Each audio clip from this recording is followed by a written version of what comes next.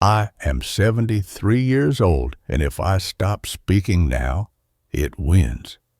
I'm in my small sitting room, shawl over my shoulders, the kettle murmuring in the corner.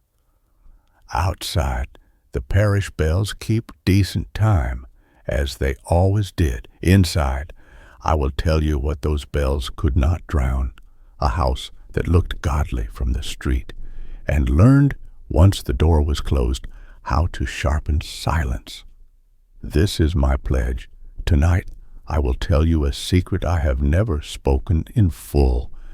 No shouting, no ugly words, only a clean line of truth set down carefully, exactly as it happened, so you can see the shape it makes. People used to say my father, Mr. Edward Hale, was the sort of man a town needs handshake for every neighbor, hat tipped to the vicar, coins for the collection. My mother, Mrs. Constance Hale, made order out of any mess with a cloth and a quiet smile. From the pavement, our house was a picture. Swept step, bright brass, Sunday clothes hung to dry like flags of peace. But the memory I carry is not a picture. It is a sound. Listen with me. St. Michael's bell crosses the rooftops. A stair complains on the second step. Steam gathers at a window. And then always the key. A small click, turned by a steady hand.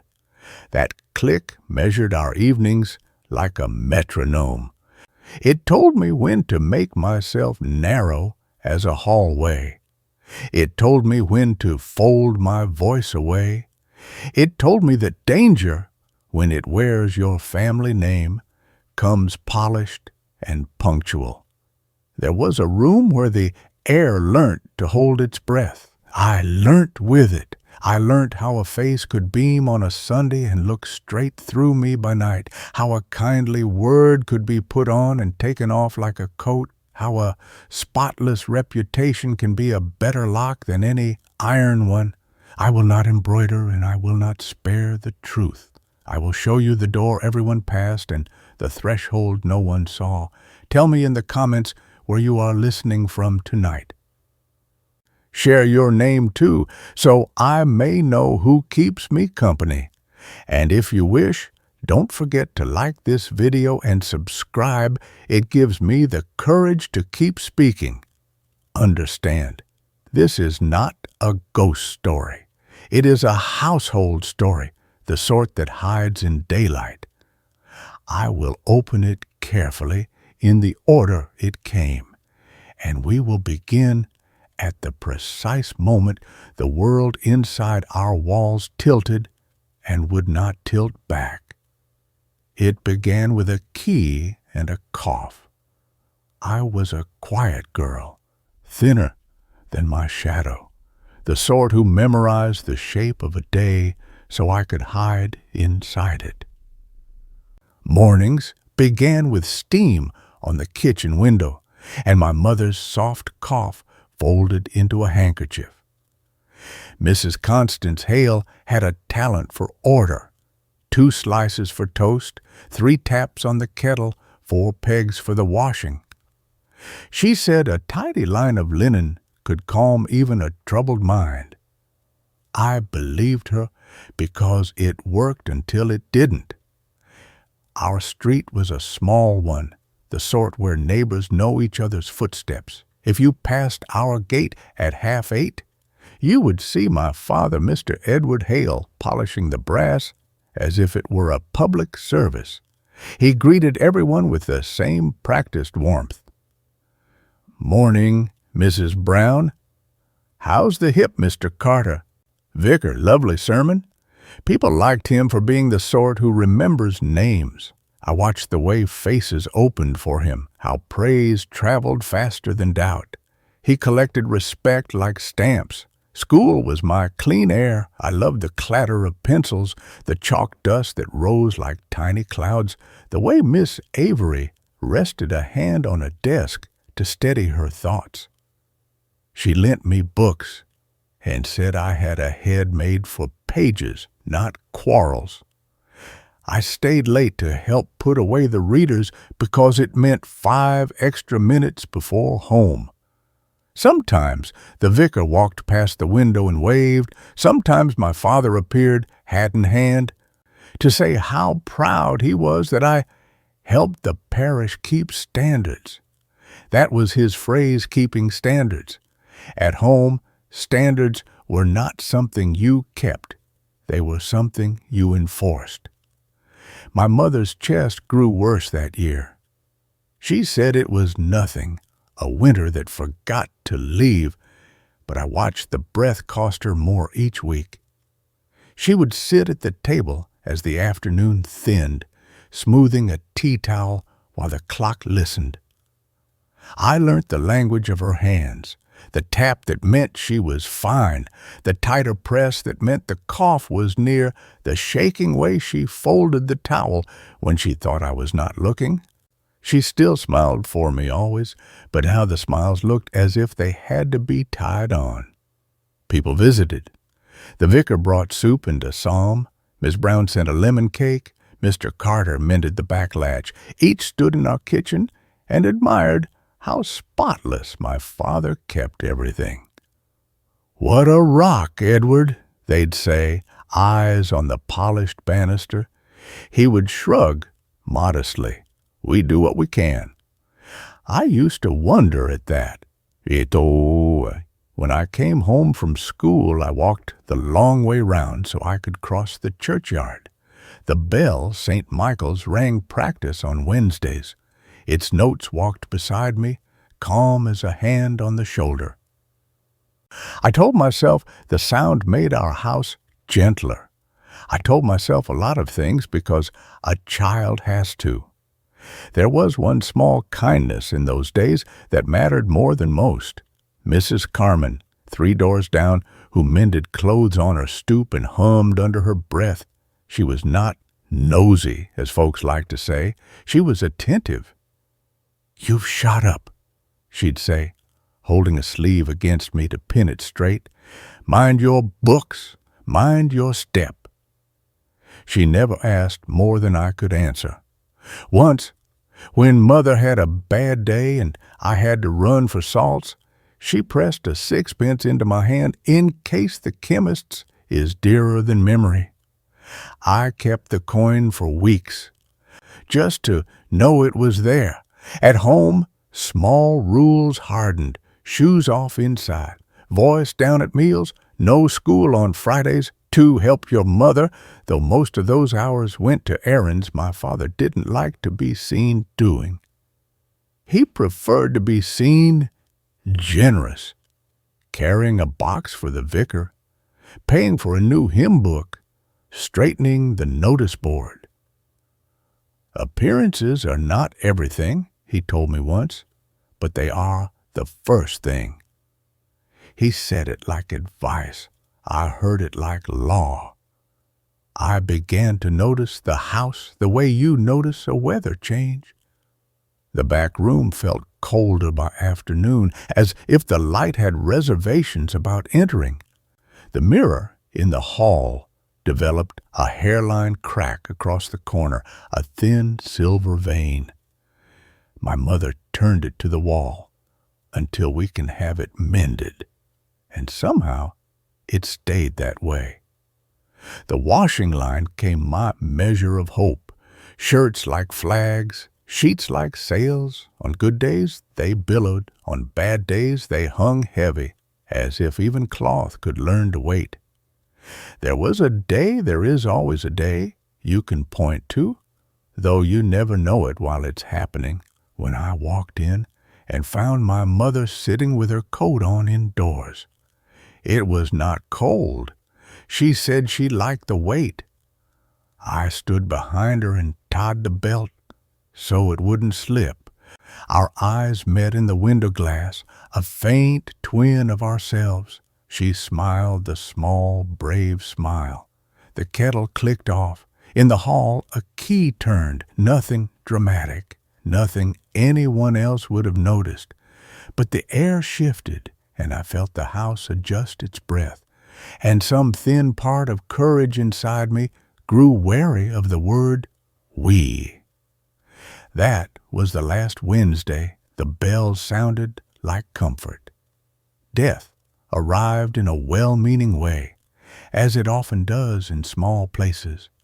Arms full of casseroles and hymns, people standing in doorways with their hats in their hands, the vicar speaking softly in the hall so as not to wake the grief. My mother, Mrs. Constance Hale, lay in the front room with a plain cloth over her and a sprig of rosemary tucked beneath her fingers. The mirror in that room had already been turned to the wall until we can have it mended. And now it felt correct that it should face away. I sat where my mother would have sat, by the window, and poured tea I could not taste. Neighbors came and went. Mrs. Brown left a lemon cake and squeezed my shoulder as if steadying her own balance. Mr. Carter checked the back latch twice. Miss Avery stood beside the book she had lent me and kissed my hair. Even Mrs. Carman, who never pried, placed a small tin of barley sweets on the mantel as if sweetness might keep a vigil. People thanked my father for keeping standards through a hard season. He accepted the praise modestly, as always. The parish bell at St. Michael's tolled once at dusk, and then fell quiet. In the hush that followed, forks chimed against plates, and the kettle clicked off and on with the blind faith of a metronome. What I remember most is the effort everyone made to soften Edge's voices, padded with condolence, footsteps damped, cutlery set down with the gentleness you reserve for a sleeping child. Grief, handled properly, has its own etiquette. We followed it. We avoided sudden movements. We said the right things. We kept to the script. When the visitors thinned, the house grew larger. There is a size a house takes on when the person who knew its proportions best has gone. The air seems to overshoot door frames. The staircase sounds like a sentence that can't find its end.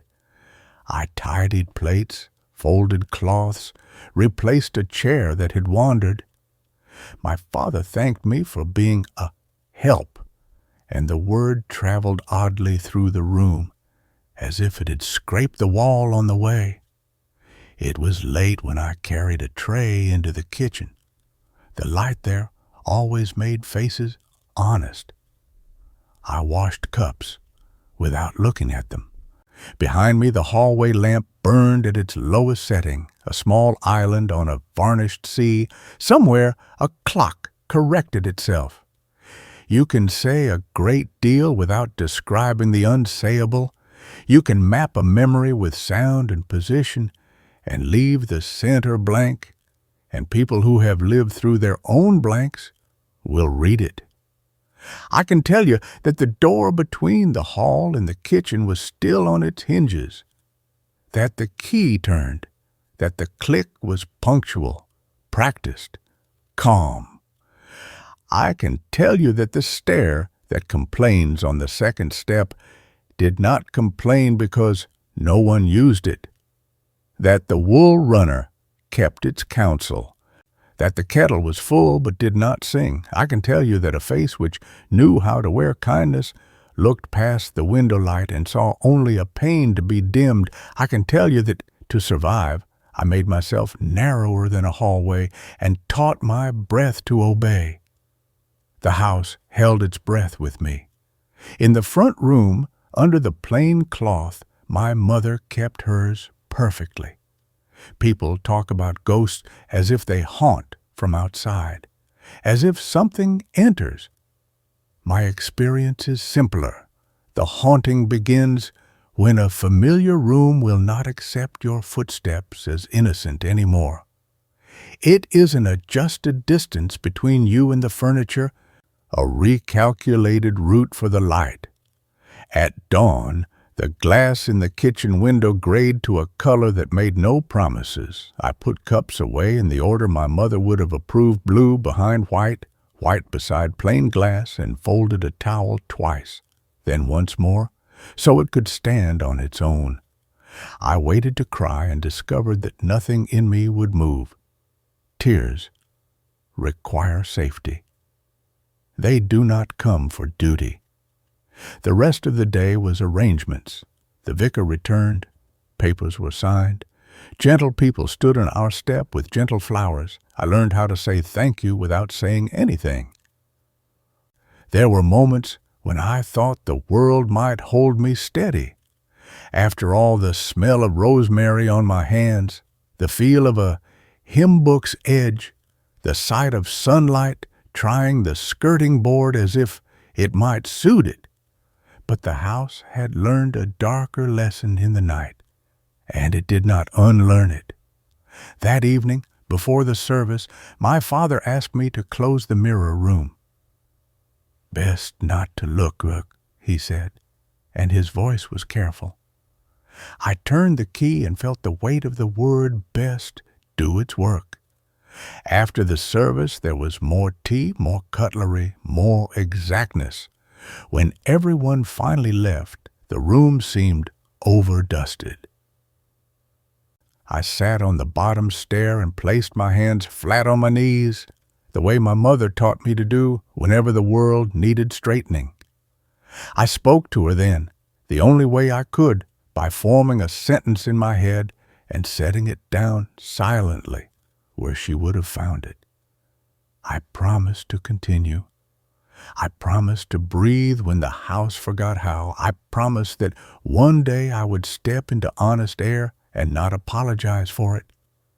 I promised to remember what words meant before they were turned to locks.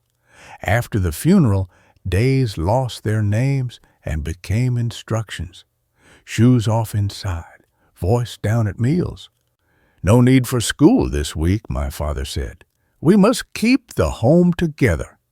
He began to address me as if I were a list he alone could read. Objects shifted ownership without moving. The keys, the clock winding, the purse. He had always kept standards. Now he kept the house. A week later, he called me Constance. He said it kindly, as if offering a comfort. "It will be easier for everyone," he explained, eyes welled with what looked like grief. I did not argue. Silence is learnt one lesson at a time. He turned from the sink and hung a towel on the line so carefully that it looked like a flag at half-mast. There are stories that burst. Mine tightened. It cinched itself at the waist and taught me how to walk without making weather. I could have told the vicar.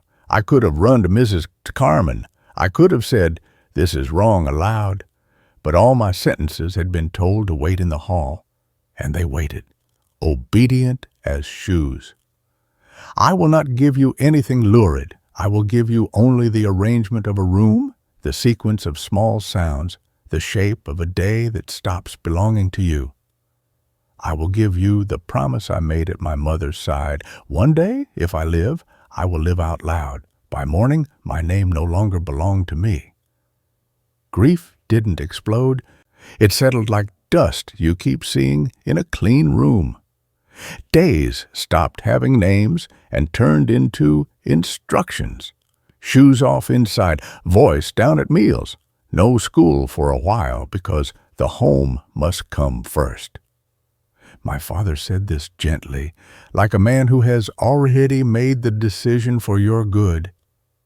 He filed my books on the top shelf I could not reach and stood the step stool in the shed so we don't trip. He did not lock the door to the yard. He did not need to. Locks are only the final flourish when the rules have already learned your bones. He began to call me by my mother's name. "Constance," he would say, and something in me would stand to attention without permission. He said it as kindness. We must keep her close, you and I. But the word felt like a coat too heavy for my shoulders, and he insisted I wear it anyway." He folded my dresses into the charity bundle and laid out others from a box I had never seen, plain, practical, modest now. I thought of Miss Avery at school saying my name with the neatness of chalk. I put that sound away with the other things I was not using. Once a week the vicar called, and my father made tea and spoke modestly about keeping standards. I tried once, this was one of my mistakes, to find a moment at the sink and say, "Sir, I think there is something," but my father's hand arrived on my shoulder with the right weight, and the vicar's eyes filled with sympathy for the bereaved man doing his best. "You are a rock, Edward," he said. "We are all so proud." I watched the compliment settle like polish on brass. It looked like help from a distance. Close in, it was a mirror angled away. The house developed a calendar of small controls. Curtains drawn half an hour earlier. The wireless turned down so that news arrived as a murmur you could not contradict. Errands arranged, so I walked only where he was known and would be greeted by name. Outside, neighbors remarked on how well he kept the place without my mother. Inside, he said, "Constance, a house runs on silence and care." He had a way with words, my father. They arrived smoothed, reasonable, impossible to refuse without sounding ungrateful. There were allowances. He was careful with those. "Take the washing into the yard," he would say, and stand in the doorway as if to admire the clouds. On those afternoons, Mrs. Carmen, 3 doors down, hands nimble with pins and thread, would hum to herself on her step. She never asked what could not be answered. "Mind your footing," she would say, eyes flicking once to mine, quick as a stitch. The washing line became more than a line. On breezy days, the sheets billowed like sails. On dull days, they hung without conviction. I began without meaning to read them. My first attempt at a remedy was the obvious one. I caught the vicar at the gate after a parish errand and said, "Please, may I speak alone?" He glanced at the house, at the polished brass, at my father's good hat visible on the peg. "Of course," he said kindly, "another time, when things have settled." Then my father appeared with thanks for the hymn book and a donation envelope folded very small. "We do what we can," he said, and the envelope changed pockets like a blessing. The vicar pressed my hand and told me to be brave. That was the end of my first plan. The second was family. I wrote to my mother's sister in Devon, Aunt Margaret, who smelled of lavender and told stories in one long piece. I kept the letter in my apron until I felt brave enough to walk to the post. It did not make it that far. "What are you hiding, Constance?" my father asked, and the word hiding turned the room colder. He read the page without raising his voice and folded it once, twice, to the size of a stamp. "We must spare your aunt needless worry," he said, as if the kindest thing we could do for distant love was keep it innocent. He set the folded square on the mantel as if it were an ornament. It did not leave the house. After that, the rules tightened by degrees too small to point to. The back door stuck on damp mornings. The key hung on a nail in the pantry where it could always be reached if needed. He showed me this kindly, and then stood a little closer to it when I passed. "You may go to the grocer's on Tuesdays," he said. "And only Tuesdays they expect you then." Expectations are polite cages. I learnt their measurements by heart. I began to gather scraps of myself where I could keep them. The old reader, Miss Avery, had let me copy by hand, tucked between mattress and frame. A shard of the cracked hall mirror wrapped in cloth at the back of a drawer, not to look into, but to remember that things can be broken and still show the truth at a slant. The sixpence Mrs. Carmen once pressed into my palm kept in the hem of my dress so that I carried proof there was still a world where money moved on your say-so. The town saw what it was shown. Mr. Carter praised my father for mending the back latch properly, finally. Mrs. Brown admired the shine on the banister. On Wednesdays, the bell at St. Michael's practiced, and its strikes gave the afternoon a shape that almost felt like comfort if I didn't think too hard. I learnt the pattern of footsteps my father made, how they sounded when he was pleased with his day, how they sounded when he had been praised, how they sounded when something in him went quiet and knife-like. I learnt to make my own tread vanish. There was one new face in those weeks. The young man working on repairs at the church, Stephen. He carried timber as if it were honest work. And I say that with care, because there are ways of carrying that announce themselves as good. And he kept his gaze to the measure a man should keep when the vicar's wife is near. He said miss and ma'am, where those words belonged, and left them where they should stay. Once in the lane, a bundle of laundry broke in my arms, and he bent to gather without speaking, placing each folded shirt back on the pile with the same quiet he used for beams. "Thank you," I said. He tipped his head and went on. There are people who help by not asking to be seen helping. Mrs. Carmen watched the lane that day. Later, while pinning a sheet, she hummed, and the hum became, to anyone not listening closely, a tune with no message. To me it said, "Not alone." She began to leave small things in the places where I might be allowed to find them, an extra peg on the line, a straight pin on the stone by our gate. You cannot build a plan out of pegs and pins. You can build a pulse. The false solutions had taught me the rules of the place. The church's good opinion would stick to my father like clean light. Family could be kept at a distance with the gentlest of phrases. Help that announced itself could be turned around and used as proof of his care. What remained to me had to be small, ordinary, almost invisible. It had to grow out of routine, like ivy learns a wall. So the washing became our language. On market days, when my father liked to be greeted, the sheets were doubled, so that from the road they looked like tidiness, but from Mrs. Carmen's step they meant weight. On days when the bell at St. Michael's was due to drown the lane for an hour, I pinned a towel with its corner tucked under twice, ready. I did not know that first week what ready meant, only that I could claim a word. Stephen did one thing more. He placed carefully, casually, a small nail behind the loose slat by our back gate, and did not look at me to see if I saw him do it. When I tested the slat later, it gave with a clean little sigh. It did not open anything yet. It told me that doors are made, not just found.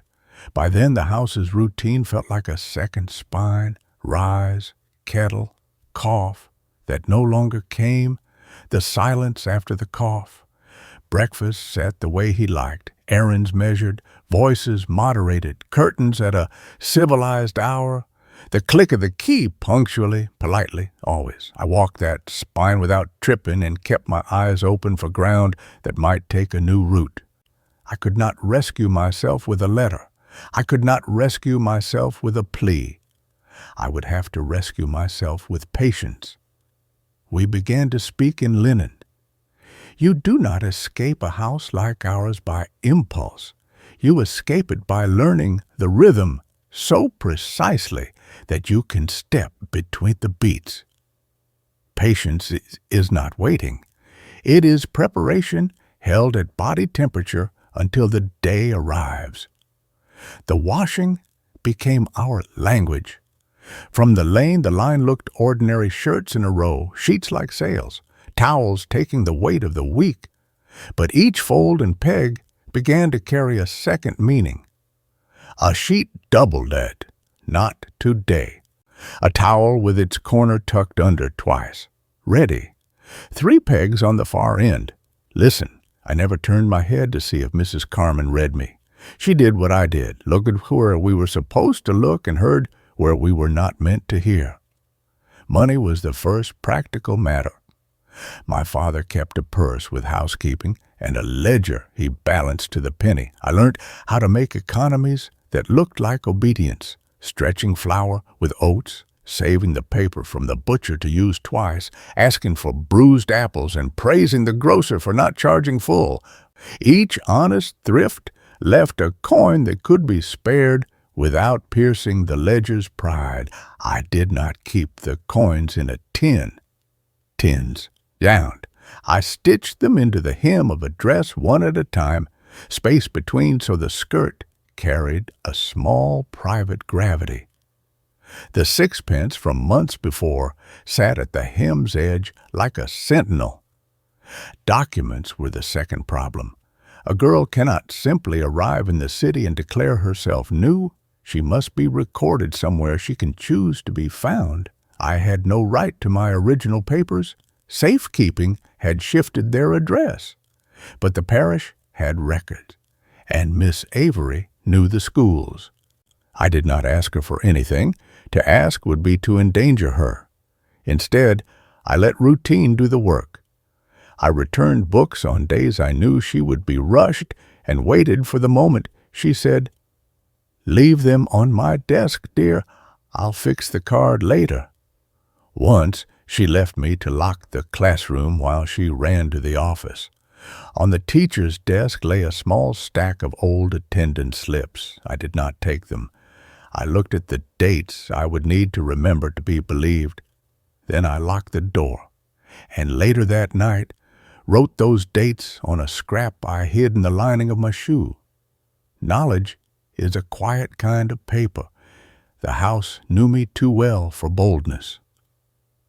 So I practiced small rehearsals under the skin of ordinary tasks. The back gate had a loose slat strengthened by Stephen's discreet nail. Each afternoon, while taking in the washing, I rested my palm on the warm wood exactly where the slat gave, so the motion would be natural when it mattered. There was a tile in the scullery second from the left, 3rd row from the door, that clicked faintly if you lifted your heel too abruptly. I trained my step to pass it like water round a stone. In the pantry, the key hung on its nail. On quiet mornings, I brushed its ring with my sleeve as if by accident, counting the way it swung, learning the way to lift it without sound when the time came. Stephen never pushed the world forward with words. He was careful that way. He did not try to be dramatic or dear, which is a mercy when a life is already crowded with danger. He did not meet my eyes if anyone else could see us. He did one thing at a time. He tested the churchyard gate and stopped it from squealing. He shifted a stack of timber so that a shadow fell across a square of lane where a person might wait unseen. He timed his cart to pass our corner when St. Michael's bell was loudest on practice days, so the cart's wheel could overtake the sound of a latch if a latch needed taking. Those were his offerings. He never named them. That, too, were mercy. It was Carmen who gave the plan its calendar. "The parish fete," she said aloud, to no one in particular one morning, holding a peg between her teeth, "always drowns out the birds." She meant the late September evenings when stalls and laughter swallowed the lane, when St. Michael's rang longer than decorum strictly required, and the men had reason to be merry at the inn. That night the town would congratulate itself for being kind. That night a girl could pass between compliments like a thread. We made a map of timing without ever drawing it. At 7, the bell would begin to call. At 8, the vicar would bless the raffle. By 9, my father would be in his finest mood, a man thanked at every stall. He would want to be seen generous, and so would send me, with the washing, to drop a parcel for Mrs. Brown. He liked to be praised for helping neighbors, even on festive evenings. At the gate, I would pause to straighten a peg and touch the doubled sheet once. Now, Stephen's cart would pass the corner at 9:05. If I saw it, I would not run to it. Running belongs to children. I would simply become part of its shadow and let my steps adopt its pace until we reached the churchyard path. What if the key? There is always the key. My father had a way of making ordinary metal feel like a blessing placed in a certain hand. But blessings can be mislaid when a man is busy being admired. On fete nights, he kept the key on the pantry nail, easily reached so he could make a show of fetching an extra knife or bottle opener for any neighbor who needed one. He enjoyed such gestures. We counted on that enjoyment as much as on the bells. Clothes and papers and money must look like nothing when they are everything. I set aside a plain dress 1 tone darker than the ones he preferred, respectable, forgettable, strong enough for a long road. I folded it at the back of a shelf behind a stack my father never touched because it was women's things, which was his way of naming both privacy and burden. Into its hem went my coins. Into its lining went the slip of dates. In its pocket I placed the smallest shard of the cracked hall mirror wrapped in cloth, not to see myself, but to keep faith with the idea that what is broken can be carried until there is time to mend. Where would I go? A plan is not a promise until it has a direction. Carmen had an answer. The early coach, 4 a.m, from the road beyond the old milestone. There would be 3 seats left if the harvest lorries had not taken them. There would be a driver who did not ask questions so long as the fare was exact. He drove my sister once, she said, as if discussing whether she got where she was going. Had she told the truth? She had told enough. The days drew in. Practice nights thickened the air with bell metal. I tested the weight of my dress at carrying it as laundry to be aired. No one noticed a girl handling cloth. I learnt my father's festive footsteps, their extra bounce, the way the heel fell more loudly after he had been thanked. I practiced the sentence I would say if stopped by anyone kind. Taking a parcel to Mrs. Brown's, sir. Kindness can be as dangerous as cruelty when it delays you with concern. The sentence sat ready on my tongue like a pin kept near the seam. There was one last detail, the kind that makes or undoes a night light. Our yard had a lamp that spat once when it woke and once when it died. You could set a watch by those spits. On ordinary evenings, my father turned it on at 7:30 and off at 9:30. On fete night, eager to be early to the compliments, he would leave before lighting it, expecting to return with me later to make the place snug. That gap was a passage. We set our whole plan inside it. On the morning of the fete, the sky looked undecided. I had took that as a good omen. My father polished the brass until our door could have passed for a mirror itself. He practiced names Mrs. Brown, Mr. Carter, Vicar, and packed small coins in his pocket to hand out where gratitude could see. "We must be seen," he said cheerfully, and I agreed with all my heart, because it was the one time being seen would make me invisible. At 7, the bells began. At 8, the raffle was blessed. At 8:15, my father sent me with a parcel and a reminder to come back. Promptly, mind you, meaning promptly enough for him to show he ruled even on celebration nights. I tied my shawl and stepped into the dark that was being softened by laughter and bunting and warm ale. I touched the doubled sheet once with the back of my hand and set my feet to the cart's rhythm before the cart arrived. Do you want to step into that night with me? Fate nights make a village louder than its conscience. Bunting tugged at its strings, laughter sloshed in doorways, the parish bell at St. Michael's rang long past courtesy, pleased with its own echo.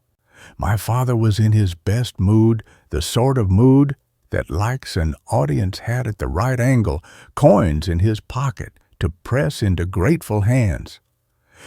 "Come straight back," he said, giving me the parcel from Mrs. Brown promptly. He did not light the yard lamp before leaving. He wished to be early to compliments. I stepped into a dark, softened by festivity, and did exactly what we had practiced without ever saying practice.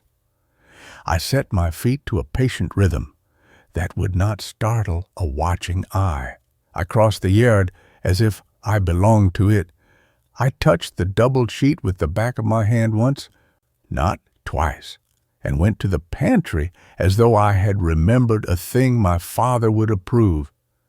The key hung where it always hung on nights when admiration would be required of him, on the nail, easy to display, easy to reach. A key lifted wrongly tells the whole room your plan. I lifted it with the sleeve's slow brush we had trained for, feeling the ring's weight slide into the hollow of my palm, and I did not let the metal speak. Stephen's cart passed the corner at 9:05, as it had on the last 3 Wednesdays. A trick of repair work, anyone would say. He did not look for me. He looked like a man with timber to shift while bells were making fools of themselves. I became part of his shadow the way night does by agreeing with it. We did not speak.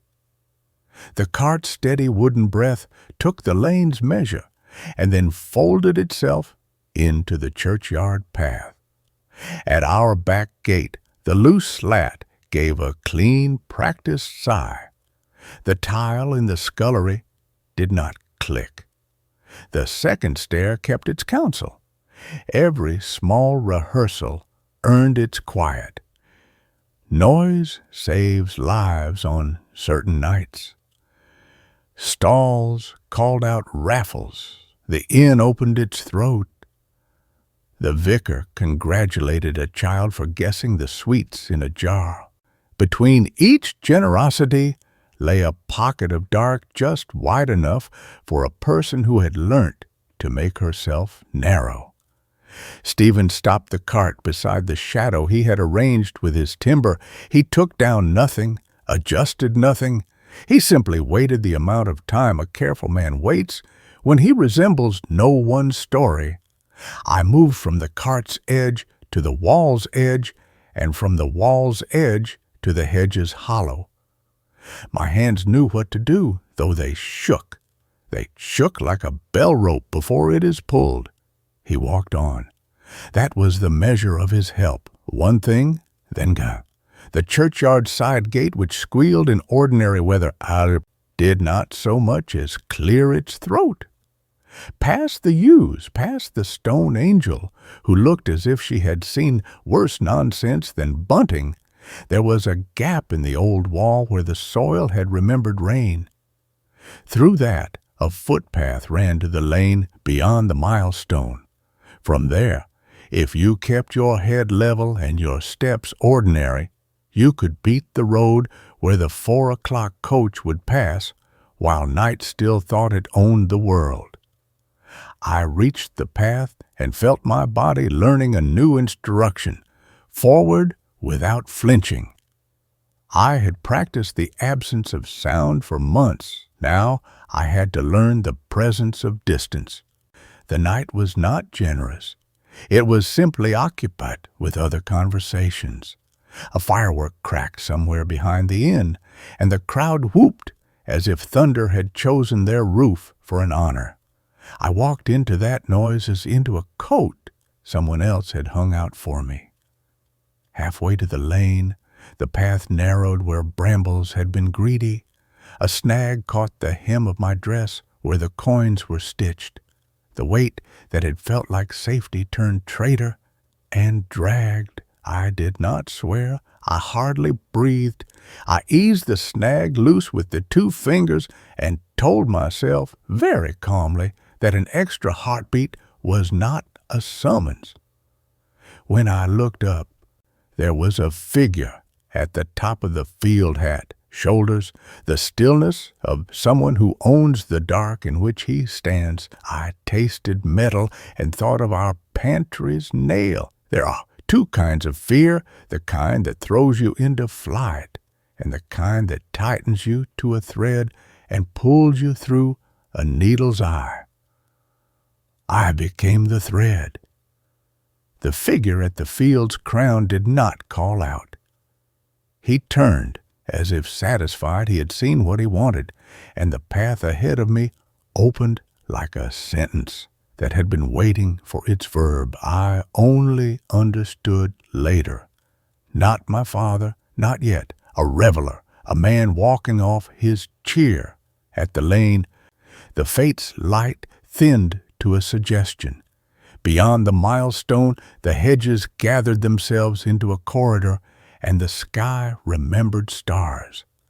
Carmen had said the driver would not ask questions so long as the fare was exact. I put my hand to the seam where the coins lay and felt the small militia there, ready to march. The sound that reached me then was so ordinary that it made my knees weak. A motor car, not fast, hitting its own old note as if it had been humming under its breath all its life. Headlights wrote 2 narrow windows along the hedge and found me, as a passerby might, which is the only safe way for light to find you when you belong to the night. The car drew level and idled. The window cranked down. "Evening," said a voice that had hauled and mended for 40 years and never asked glory in return. "Lift as far as the milestone." It was not Stephen. It was a friend of Carmen's who owed her nothing and everything the way decent people do. He did not look at my face longer than courtesy. He waited for the yes, the way you wait for weather to decide. I slid in with the ordinary care of someone not going anywhere special. The seat smelt of oil and mint. My parcel for Mrs. Brown, its emptiness perfect, sat on my lap like a reason. We moved. The engine, elderly and honest, put its shoulder to the night. The shot came from behind us, a crack rather than a bang, the kind of sound that cuts. Wood splintered at the edge of the hedge.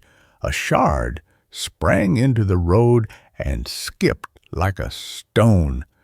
The driver did not speed like a hero. He kept his line. "Don't look back," he said, voice even. "Road's thin here."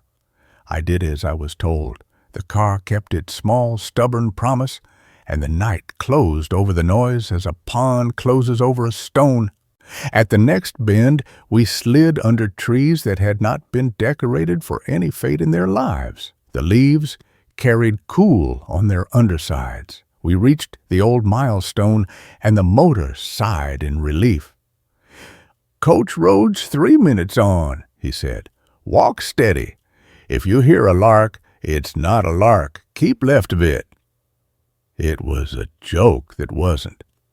He touched the brim of a cap no one wore anymore and let me out without touching the door for me. As if my hands needed to prove they could move a hinge, I walked. The fate was a rumor now. My father's town shrank to a picture you'd find in a drawer. The road rose once, fell twice, and then leveled itself like breath. Far ahead, a low light bobbed, then steadied the coachman's lamp, arguing gently with the dark.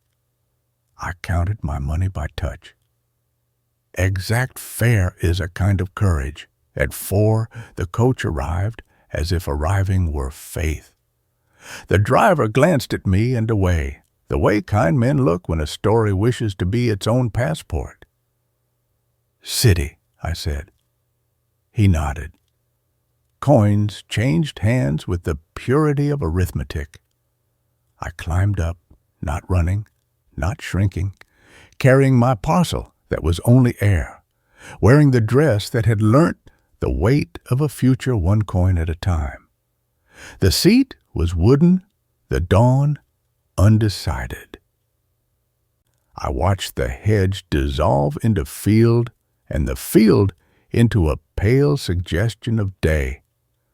People speak of freedom as if it were a door that opens once. It isn't. It is a country of small tolls, paid daily with interest.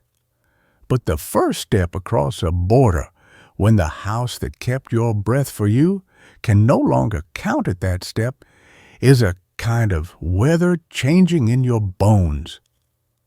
When the town finally dropped behind the last rise, I let my lungs do something they had not done in months. Fill without asking. Shall I show you how a second life is built from nothing but documents, work, and a room where the air breathes back? The coach put me down at the hour when shop shutters look like eyelids, and the city has not yet decided what expression to wear. A woman waited by the station clock. Teresa, a friend of Mrs. Carmen's, stout, capable, the kind of person who can carry 3 bags and your courage without dropping either. "No fuss," she said, which was what I most needed. She led me to a room the size of a pause, neat as a prayer. A narrow bed, a chair, a table that wobbled until you turned it the right way. "Lock from inside," she said matter-of-fact, and set down a plate with 2 slices of bread and a heel of cheese. Then she opened the window to let the air learn me. Freedom is not a trumpet. It is a kettle, a lock that answers only your hand, a window you can open on your own decision. I slept like someone practicing. There were documents to win, names or doors. Paper is a corridor. Teresa knew which counter required a steady voice and which clerk preferred facts folded small. At the parish office, my berth was still mine in ink. At the school, Miss Avery's dates remembered, not stolen, proved I had been where I said I had been. I queued with women who spoke softly and men who had learnt to wait. I presented proofs that fitted together without needing anyone's goodwill. When a form asked for father's name, my hand did not stutter. I wrote what was true and left the rest as white as the space required. Work came first in pieces, washing for 3 bachelors who did not know how to rinse soap out of a shirt, mending for a widow whose eyes tired at dusk, scrubbing steps for a landlord who inspected his own reflection in the banister. Teresa found the work and took a little, as was fair, and insisted I keep Sundays for breath. "You'll not last on steam alone," she said. Evenings I stood at the back of a night class and learnt the shorthand way to catch fast words. The teacher spoke as if every pupil beside me were an equal. I found it hard to believe him and used the difficulty as fuel. Fear did not leave.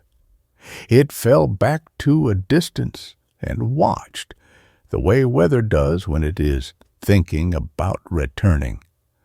Noise still saved me, buses sighing, fruit sellers arguing, a clock speaking the hour aloud. The bells here belonged to a station, not a parish. Their metal had a different temper altogether. I rethreaded the old motifs into new shapes. The cracked mirror Teresa's niece dropped one morning, apologizing, leaned in the corner until we fixed it. When we hung it straight, I stood and watched my face settle to its own name. The linen I washed in that room did not signal anything except work done and paid for. I turned a piece of it into a tablecloth and learned the discipline of eating at a table you have earned. Letters came. Stephen's were readable even when they contained almost nothing. A line about repairs finishing before the first frost, a mention of the vicar's new roof, a note that Mrs. Brown's hip was no worse, thank God. He never asked where I was. He wrote as if I were where I needed to be, and that is a gift not many people know how to offer. I answered in the same key work, weather, an onion that made me think of market days, the way city light does not end decisively at night. For a while the rhythm comforted me. Then the letters thinned, then they stopped. His absence did not feel like abandonment. It felt like a decent line reaching its end without spoiling the page. I kept the last envelope for a month, then put it away with my papers where it belonged among the things finished and respected. I did not remain alone. There is a difference between being rescued and choosing a life. Charles was a clerk at the tram office with a careful way of speaking, a widower who folded his coat before hanging it and never corrected anyone in public. He asked questions that did not trespass. Do you prefer mornings or late? Shall I walk you as far as the market? He never touched a door I had already set my hand to. When he proposed, he did it as if offering a chair after a long day rather than a theater seat with the view you had to pretend to like.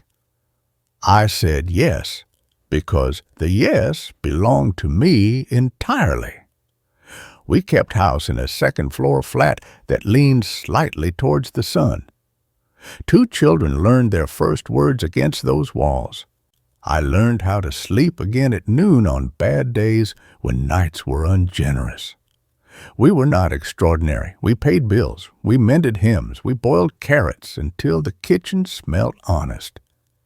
Sometimes I took the mirror down to clean it and left it standing on the floor a little longer than required, just to be sure the room would tolerate the sight of us. It did. The past did what pasts do when they are not fed. It kept its distance until some outer event disturbed its nest. Years had made my father smaller. In my mind, he became a suit on a peg, a voice behind a door, a hand that remembered keys better than faces. Then, not quite a decade after I left, the city received him. Not at my door, not yet. First came a letter from an old parishioner whose eye for consequence had sharpened with age. Your father has been unwell, she wrote, and those who printed praise for him now print other things. It was not gossip. It was weather, reported plainly. I felt no glee, only an ordinary steadiness, as if someone had finally labeled a jar correctly. I did not rush to read details. Some knowledge is a draft that burns twice. I checked locks, checked the routine of the school run, laid out supper, and waited to see whether this too would pass like a shower. It did not. A week later, on an afternoon ordinary enough to make the world look innocent, there was a knock on the door, with a rhythm I knew without wanting to. 3 beats, a pause. You can forget a face. You cannot forget the way someone asks a house to let him in. I stood where the light from our window made the floor honest, My children's reading voices met each other in the next room like two cups placed side by side. Charles set his book down and looked to me, not because he feared a man at the door, but because he knew the house was mine to decide. He had learnt that rule without being taught. There are stories that explode. Mine had once tightened. This was neither. It was a hinge coming to find out whether it still belonged to its frame. I opened the door a hand's width. I opened the door a hand's width. The corridor held its breath, as if it remembered an older house. He stood there smaller than the suit he wore, age gathered at his mouth, the hat in his hands, turned to a habit. My father, Mr. Edward Hale, smelt faintly of old polish, and the kind of soap that promises more than it delivers. His eyes flicked past my shoulder the way sight does. When it is counting witnesses, he tried a smile. Constance, he said, and that was the first boundary. My name isn't Constance, I answered calmly, because calm is the language of a safe house. He blinked. The smile loosened, then held. I thought, he began, after all this. He gestured with the hat, a small circle, as if the air might join his argument. Behind me, two children breathed in unison over a page.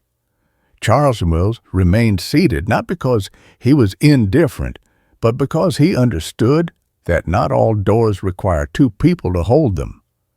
My father spoke of illness, of losses, of neighbors who were cruel now they think they know. He said sorry the way a man recites something he's been told to say. He said I had misunderstood certain seasons of our life. He said there were explanations. He did not say my name, the actual one, not once. He asked to come in. I kept the door at the same measured width, a civil space, a truth's breadth. This is what I told him. I told him I believed in care for the unwell and food for the hungry and roofs for those who had lost theirs. I told him I did not believe in letting danger into rooms where my children slept. I told him that the past had had its chance to be spoken, and that it had chosen silence with edges. I told him that I hoped someone would be kind to him who could afford it. I told him that person was not me. I spoke quietly because rage would have made the story about him again. He tried the old weather reasonableness, then offense carefully shaped into injury, then a lament for standards. He reached for the door with a hand that had always known where keys were. Charles stood without haste only then, and the 3-inch space between my father's fingers and our hinge became a field he would not cross. Edward, Charles said, using the name fully, as if returning a letter to its correct address, your daughter has answered you. There was no challenge in it. It was simply a line drawn at the edge of our floorboards. My father looked over my shoulder once more, hoping perhaps for a parishioner in the parlor who might confirm his version of things. He found 2 children turning pages, a table with a cloth that had been washed and laid by ordinary effort, a mirror hung straight on a wall that did not tilt. He lowered the hat slowly as if air had weight. You make me ashamed, he said, and for once the words were true, only not in the way he thought. Shame had come very late to him. It had come early to me and grown into something useful. I hope you will be well, I said, and closed the door as if finishing a paragraph. The lock turned once, clear and domestic, a sound without threat. Inside, the room returned to itself. The children read the next line aloud. Charles sat down and lifted his book and did not read until I had taken a breath that belonged to no one else. We ate supper. We washed up.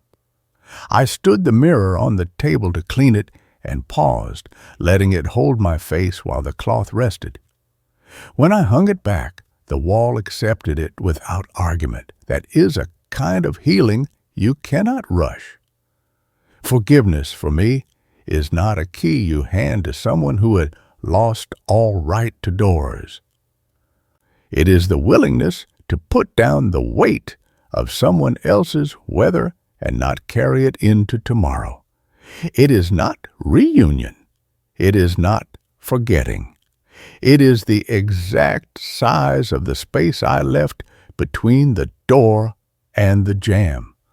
Enough for words to pass, not enough for harm.